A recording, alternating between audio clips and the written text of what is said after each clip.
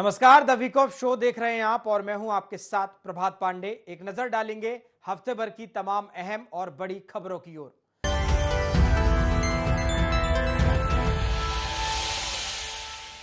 सबसे पहले बात करेंगे प्रधानमंत्री नरेंद्र मोदी के नेतृत्व में केंद्र सरकार ने 11 साल पूरे कर लिए।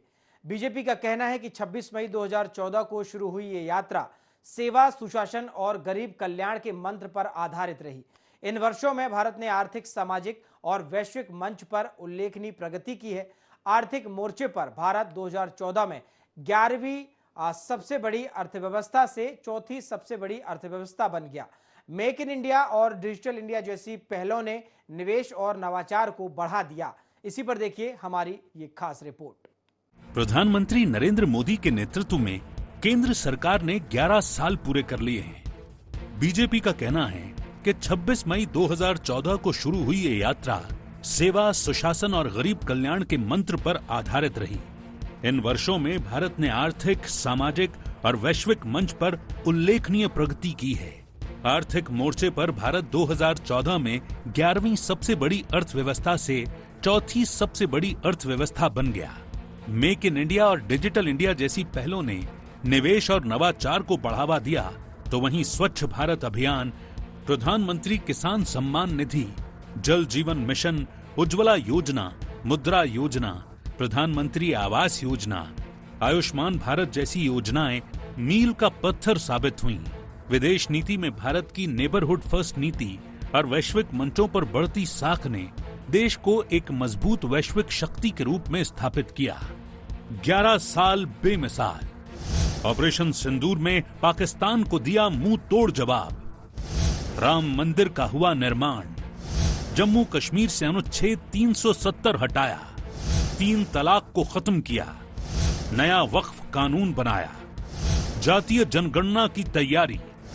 एक देश एक चुनाव का प्लान।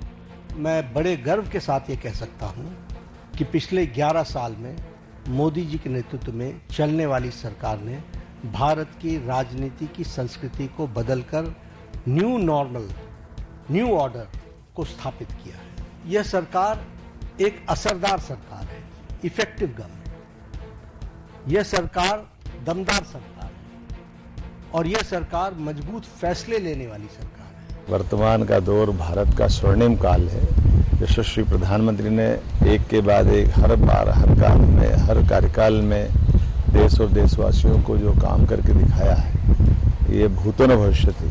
जिस प्रकार से देश के लोगों का मानस जोड़ते हुए दुनिया के अंदर भारत की पहचान बनाई, ये वाकई अद्भुत है। ये केवल नरेंद्र मोदी जी कर सकते हैं। तो वहीं कांग्रेस पीएम मोदी के 11 साल के कार्यकाल को विफलताओं से भरा बता रही है।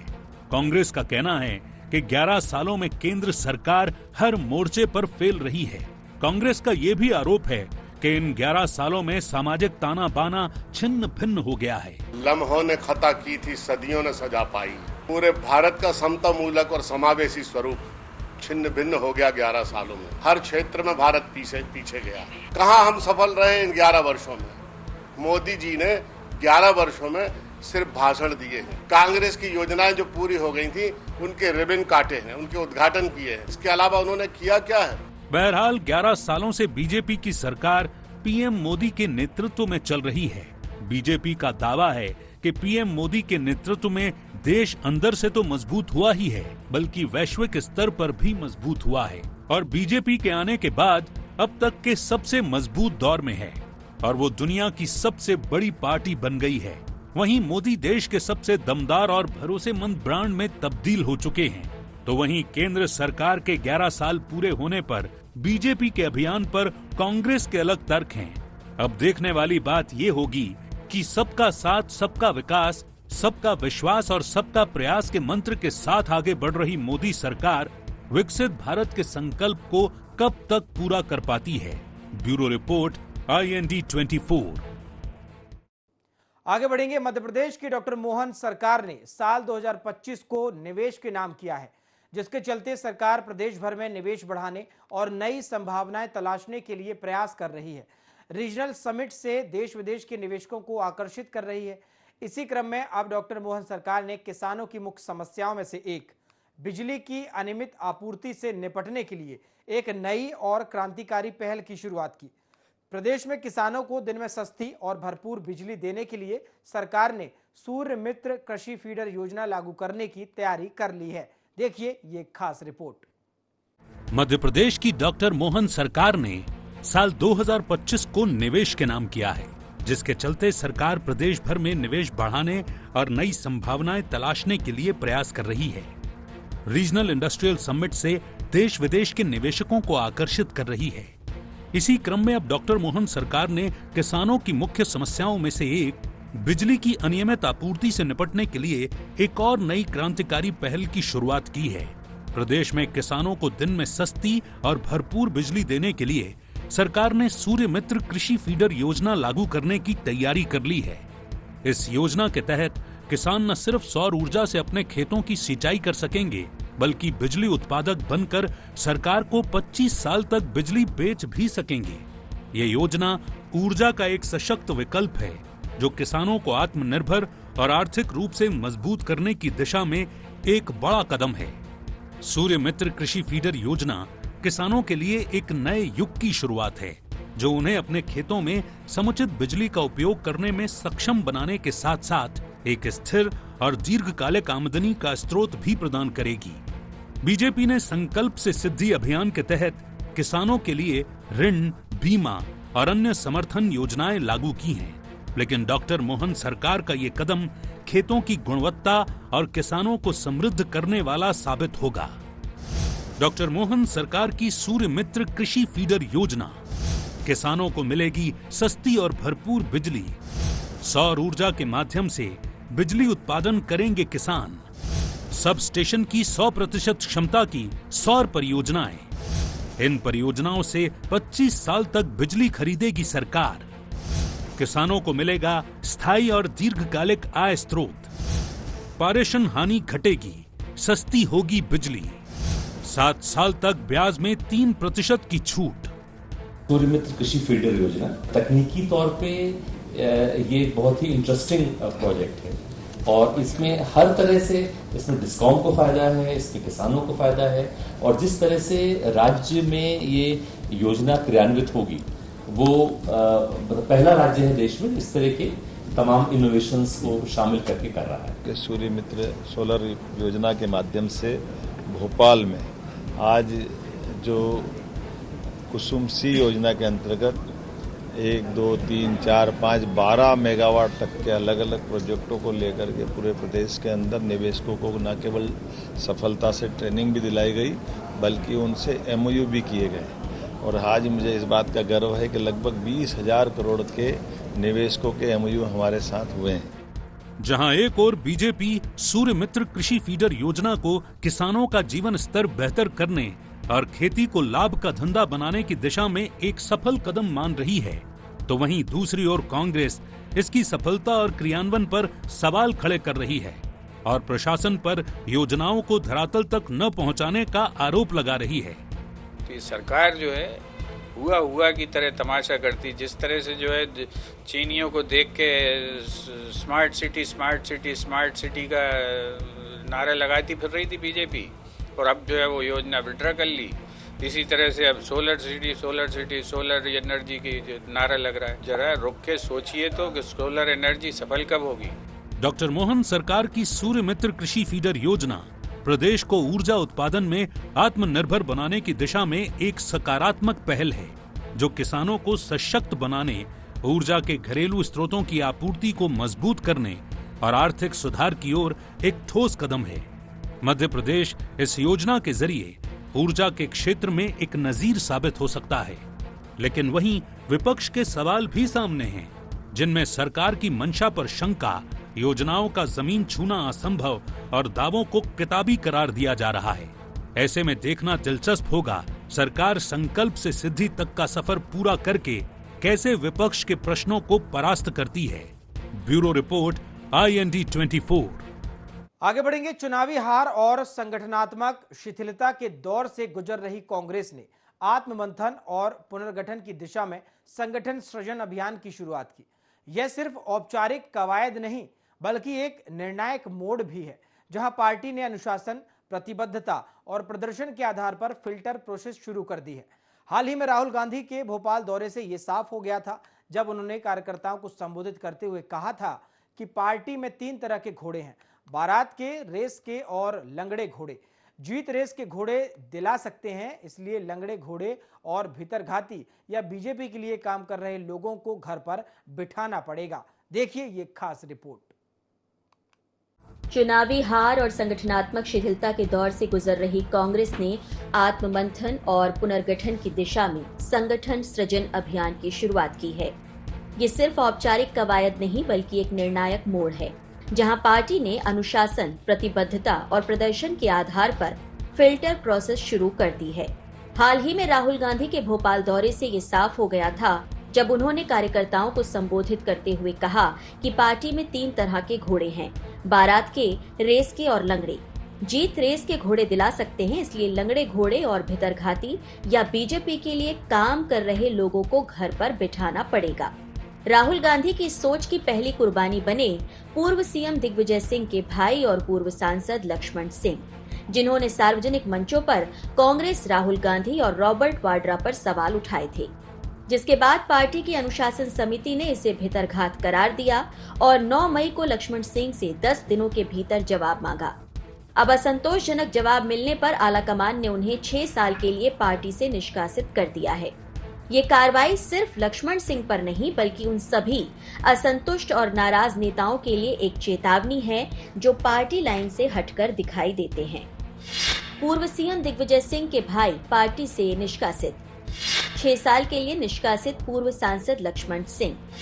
राहुल गांधी रॉबर्ट वाड्रा पर की थी टिप्पणी, कांग्रेस अनुशासन समिति ने उठाया कदम। लक्ष्मण सिंह पर पार्टी विरोधी गतिविधियों का आरोप।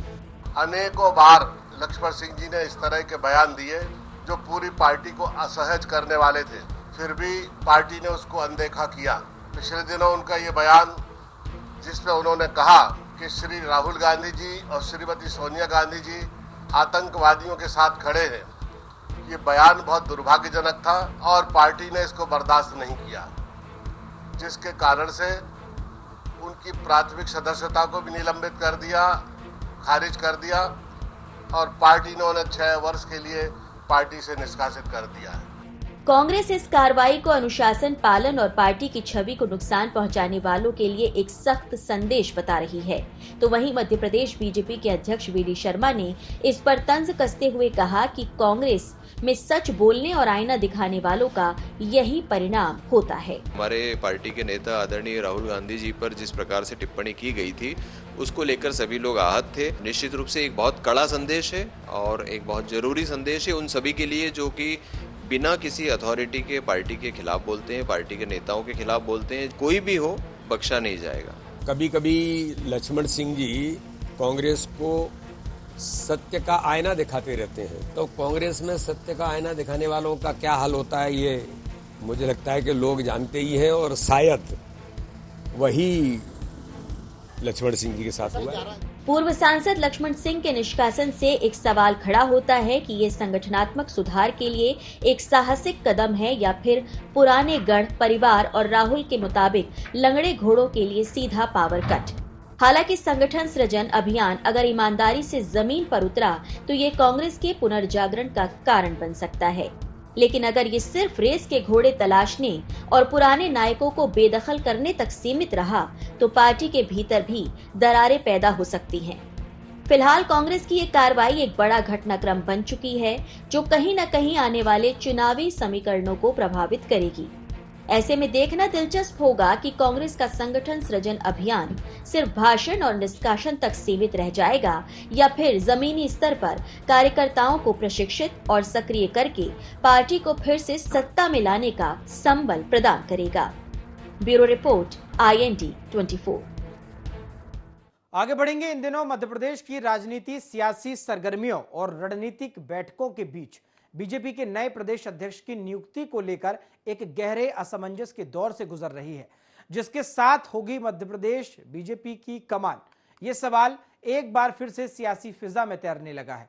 साल की शुरुआत में जब बीजेपी ने संगठनात्मक ढांचे को दुरुस्त करते हुए बूथ समिति, मंडल अध्यक्ष और जिला अध्यक्षों के नाम घोषित किए थे, तब ये कयास लगाए जा रहे थे कि जल्द ही प्रदेश अध्यक्ष के नाम का ऐलान कर दिया जाएगा, लेकिन इस पर अभी भी जो सस्पेंस है वो बना हुआ है। देखिए ये खास रिपोर्ट। इन दिनों मध्य प्रदेश की राजनीति सियासी सरगर्मियों और रणनीतिक बैठकों के बीच बीजेपी के नए प्रदेश अध्यक्ष की नियुक्ति को लेकर एक गहरे असमंजस के दौर से गुजर रही है।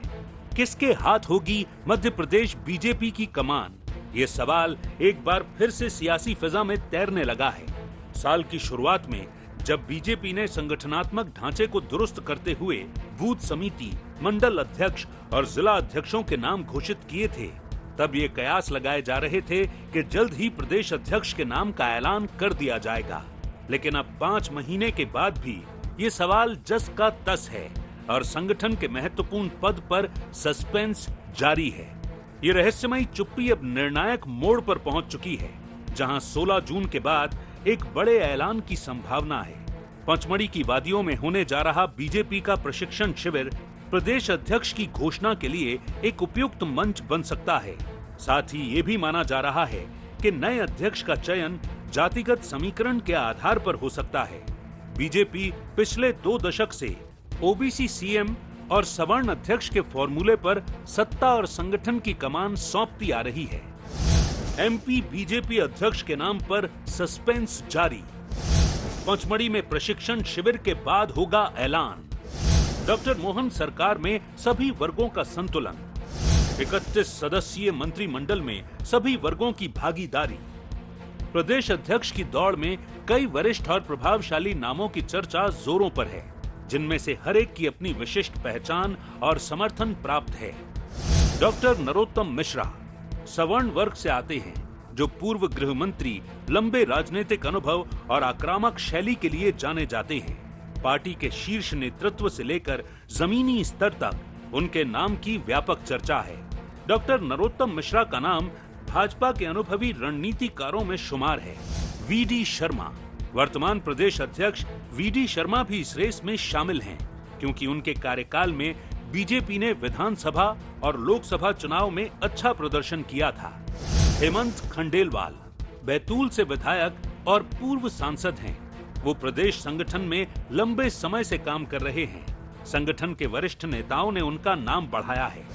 फग्गन सिंह कुलस्ते, केंद्रीय राजनीति का अनुभव और जनजातीय पृष्ठभूमि उनकी दावेदारी सुनिश्चित करती है। लाल सिंह आर्य अनुसूचित जाति मोर्चा के राष्ट्रीय अध्यक्ष रह चुके हैं और संगठनात्मक कामों में दक्षता रखते हैं। सुमेर सिंह सोलंकी राज्यसभा सांसद और अनुसूचित जनजाति समाज से आते हैं। आदिवासी वोटर्स के लिहाज से उनका नाम भी उपयुक्त माना जा रहा है। जहां एक ओर भारतीय जनता पार्टी प्रदेश अध्यक्ष के नाम में हो रही देरी को संगठनात्मक प्रक्रिया बता रही है, तो वहीं दूसरी ओर कांग्रेस अध्यक्ष के नाम को लेकर दिल्ली से पर्ची आने का आरोप लगा रही है। संगठन प्रदेश का संगठन पर्व होगा, उसके अंदर प्रदेश की टीम बनेगी, प्रदेश के अध्यक्ष बनेंगे, ये सब होता है, प्रक्रिया है। मैं समझता हूँ कि भारतीय जनता पार्टी में पर्ची से नाम आता है, इसी प्रदेश अध्यक्ष का नाम किसी ट्रेनिंग प्रोग्राम में नहीं, दिल्ली की पर्ची से होगा। मध्य प्रदेश बीजेपी के अध्यक्ष की दौड़ सिर्फ नामों की होड़ नहीं, बल्कि जातीय संतुलन, संगठनात्मक मजबूती और चुनावी रणनीति का एक सोचा समझा संयोजन है। पचमढ़ी के ट्रेनिंग कैंप में प्रदेश के वरिष्ठ नेता, मंत्री और संगठन के बड़े चेहरे जुटेंगे।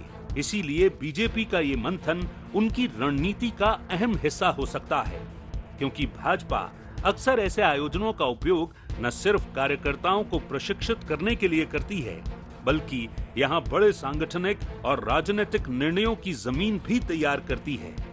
लेकिन देखने वाली बात ये भी होगी कि क्या बीजेपी एक व्यक्ति एक पद के स्थापित फॉर्मूले पर भी आगे बढ़ सकती है, जो भाजपा के आंतरिक अनुशासन और संगठन की शुचिता का प्रतीक रहा है। Bureau report, IND 24।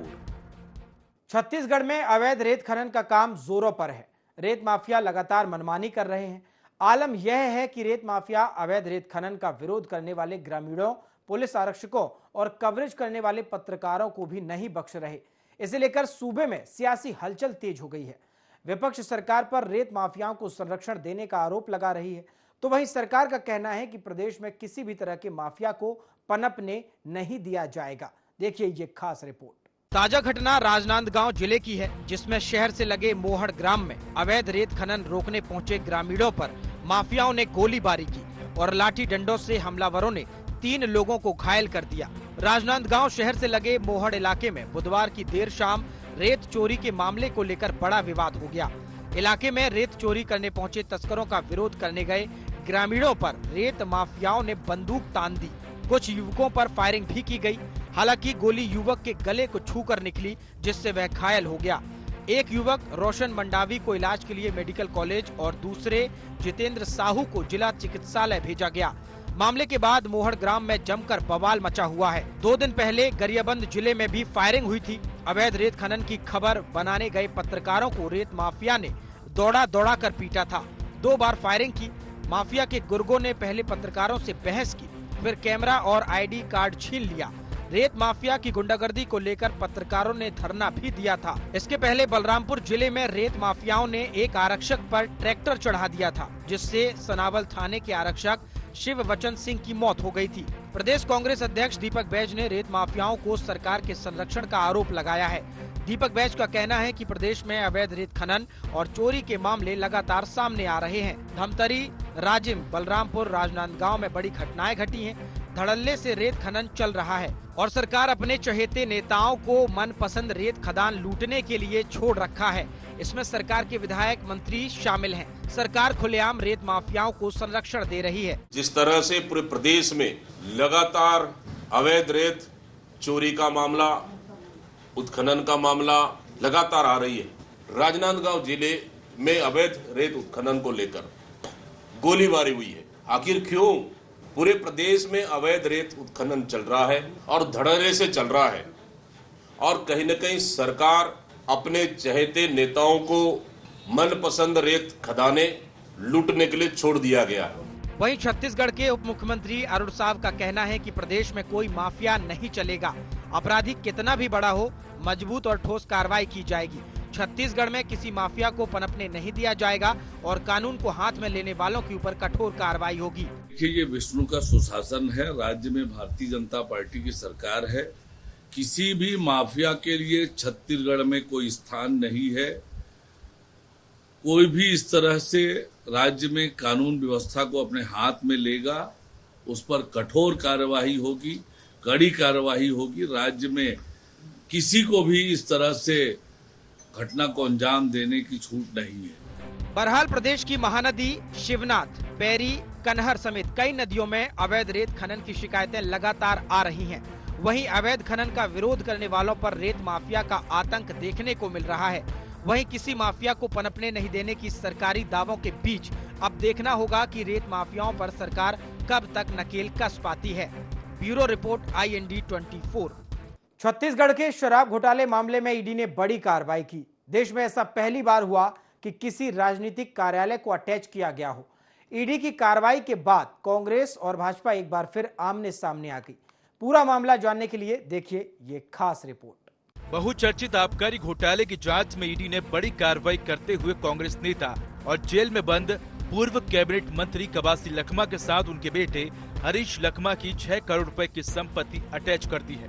ईडी की इस कार्रवाई में सुकमा के कांग्रेस कार्यालय भवन को भी अटैच किया गया है। ईडी ने बताया कि लखमा परिवार के सौजन्य से सुकमा का कार्यालय बनवाया गया है। बता दें कि देश में ऐसा पहली बार है जब किसी पार्टी के कार्यालय को ईडी ने अटैच किया है। ईडी ने अपनी जांच में ये भी बताया कि हरीश लखमा ने आबकारी घोटाले से अर्जित काले धन का निवेश अचल संपत्तियों में किया था, जिसे अब ईडी ने जब्त किया है। अटैच की गई संपत्तियों में सुकमा स्थित बहुमूल्य भूमि, भवन और बैंक के खातों में जमा राशि भी शामिल है। ईडी की कार्रवाई सामने आने के बाद कांग्रेस नेताओं ने सत्ता पक्ष पर तीखा हमला बोला है। कांग्रेस के पूर्व राष्ट्रीय सचिव विकास उपाध्याय ने इस कार्रवाई को भाजपा की साजिश बताया और कहा कि कार्यकर्ताओं के सहयोग से कांग्रेस भवन का निर्माण हुआ है। केंद्रीय एजेंसियां अपनी सीमाओं को लांघ रही हैं। आज कांग्रेस के जिला कार्यालय सुकमा को ईडी ने अटैच किया है। यह भारतीय जनता पार्टी के राजनीतिक षड्यंत्र का एक हिस्सा है। कांग्रेस पार्टी तो अपने जिला कांग्रेस भवन को बनाने के जो हमारे आय के स्रोत है उसका एक एक पाई का हिसाब दे देगी, तो हम अपना हिसाब तो दे देंगे, लेकिन क्या ईडी में साहस है कि वह भारतीय जनता पार्टी के तमाम जिलों में बनाए गए कार्यालयों का भी हिसाब लेगी? कांग्रेस पार्टी को बदनाम करने के लिए Bharatiya Janata party ED, ID, income tax, CBI का साथ लेती है। सुकमा के राजू भवन को ईडी ने जो अपने साथ अटैच किया है, ये कांग्रेस को बदनाम करने के लिए भारतीय जनता पार्टी की साजिश है।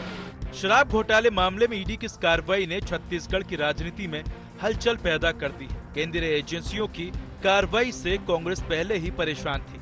अब इस नई कार्रवाई ने सबका ध्यान खींच लिया है। इस मामले में तीखे बयानबाजी देखने को मिल रही है। भाजपा ने इस मुद्दे को विधानसभा चुनाव के समय उठाया था, जिसका लाभ उन्हें चुनाव में भी मिला। इस तरह की कार्रवाई होने से एक बार फिर भाजपा को कांग्रेस पर निशाना साधने का मौका मिल गया है। भाजपा के बयान में इस बात का जिक्र है कि भ्रष्टाचार के पैसे से कांग्रेस का कार्यालय खड़ा किया गया था। ये तब की ये बयान भी दिया गया कि भूपेश सरकार का कार्यकाल भ्रष्टाचार से भरा हुआ था। पूर्व मुख्यमंत्री भूपेश बघेल जी के कांग्रेस के शासनकाल में लगातार भ्रष्टाचार होते रहे, कुछ जेल में, कुछ बेल में, किस पर कार्रवाई चल रही है। और आबकारी घोटाला, कवासी लखमा और उनके बेटे की 6 करोड़ की संपत्ति जब्त हुई और उससे ऊपर कांग्रेस पार्टी का कार्यालय सुकमा का भी अटैच हो गया। ये भारत के इतिहास में मुझे लगता है कि पहली घटना होगी जब कोई राजनीतिक पार्टी का कार्यालय अटैच कर लिया गया। आखिर वो कार्यालय भ्रष्टाचार की नींव में जो खड़ा था। राज्य में कांग्रेस की सरकार के दौरान एक बड़ा शराब घोटाला हुआ।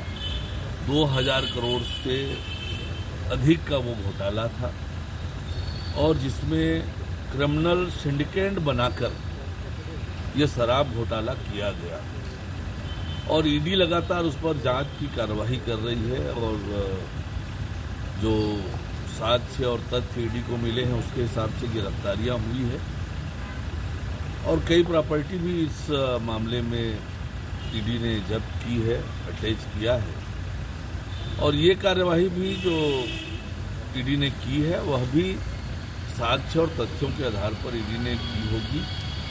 शराब घोटाले मामले में तथाकथित सिंडिकेट बनाकर काम करने की बात सामने आई है। इस मामले में बड़े बड़े नामों का संलिप्त होना बताया जा रहा है। उनमें से एक की गिरफ्तारी ईडी पहले ही कर चुकी है। अब ईडी ने सुकमा के कांग्रेस कार्यालय पर ताला लगाया है, जिसके बाद कांग्रेस इस पूरी कार्रवाई का विरोध कर रही है। बहरहाल देखना होगा कि इसके बाद ईडी की कार्रवाई किस ओर रुख करती है। Bureau report, IND 24। The week off show में फिलहाल इतना ही। देश और दुनिया की तमाम खबरों के लिए देखते रहिए IND 24। नमस्कार।